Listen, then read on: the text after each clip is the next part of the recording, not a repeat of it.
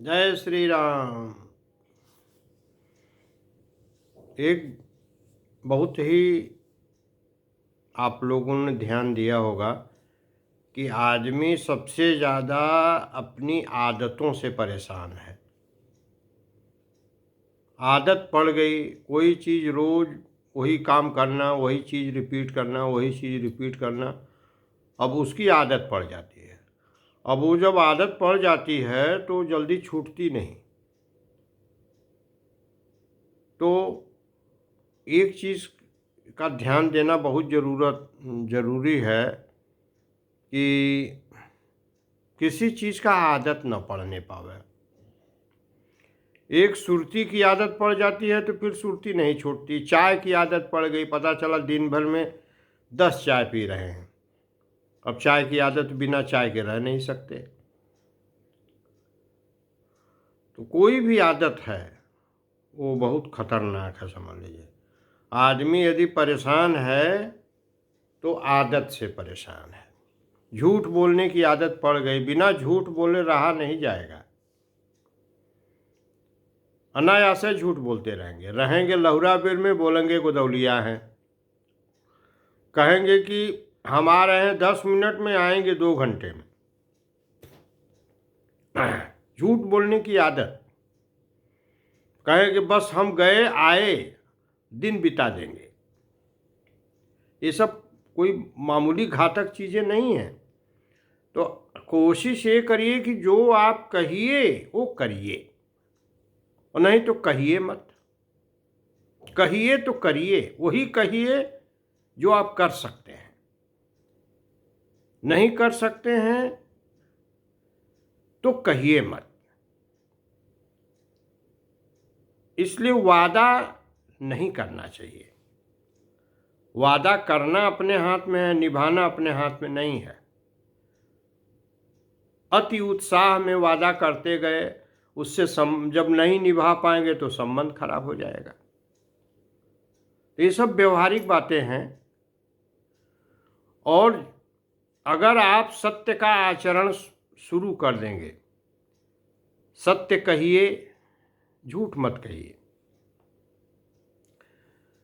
झूठी बात सुनिए भी मत, और सच्ची बात का ही विचार करिए, झूठी बात का विचार भी मत करिए। तो धीरे धीरे सत्य के अनुगामी होने लगेंगे, तो आपकी वाणी भी सिद्ध हो जाएगी। सिद्धि का रहस्य भी यही है कि आप सत्य का अनुगमन करें तो धीरे धीरे वो चीज़ सिद्ध हो जाती है। आप कोई पाठ करते हैं, टाइम से करते हैं, उसी समय करते हैं, पूरे मन वचन कर्म से करते हैं, तो अब उसका फल मिलता है। आप हनुमान चालीसा का पाठ कर रहे हैं, मुंह से बोलते जा रहे हैं, न हनुमान जी की तरफ देख रहे हैं, न हनुमान जी का ध्यान कर रहे हैं, उसका उतना असर नहीं पड़ेगा।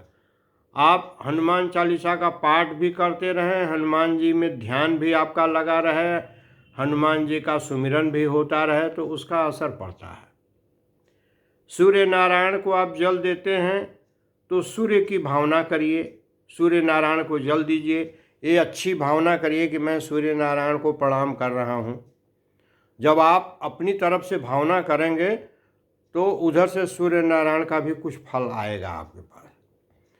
तो बात क्रिया में झलकनी भी चाहिए।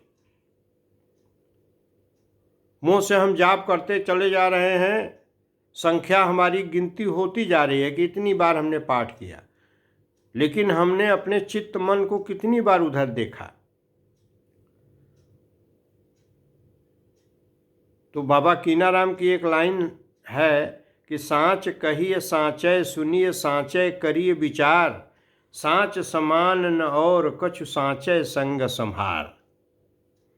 और सांच बराबर तप नहीं, झूठ बराबर पाप, जाके हृदय साच है ताके हृदय आप।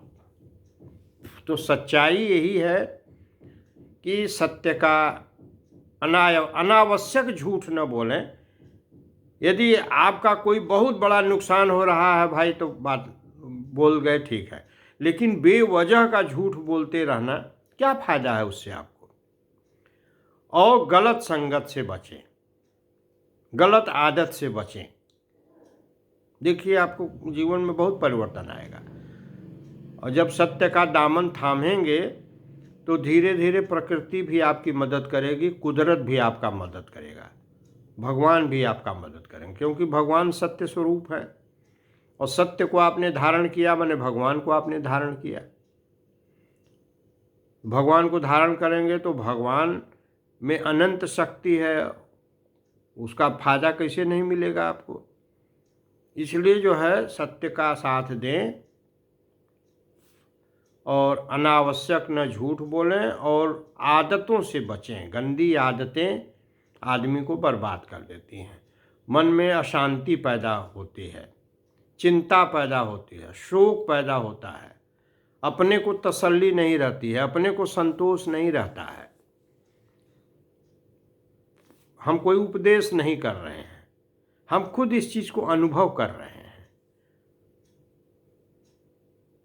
100% सत्य तो हम भी नहीं हैं, लेकिन प्रयास जरूर करना चाहिए कि हम अनावश्यक झूठ न बोलें। जय श्री राम।